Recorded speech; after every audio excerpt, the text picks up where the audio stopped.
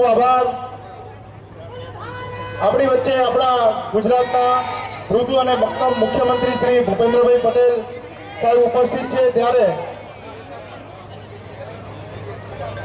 અહીંયા આપણી વચ્ચે આપણા માનનીય મુખ્યમંત્રી શ્રી અને મહેમાનો પધારી ચૂક્યા છે. ત્યારે આપણે એમનું ભાવભીનું સ્વાગત અહીંયા કરવું જ રહ્યું.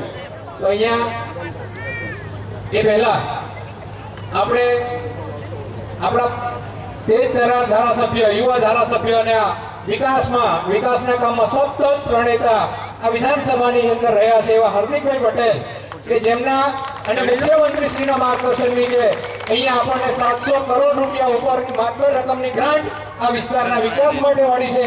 એવા હાર્દિકભાઈ પટેલ ને હું અહીંયા આમંત્રિત કરું છું સ્વાગત પ્રવચન માટે. માન્ય શ્રી હાર્દિકભાઈ પટેલ.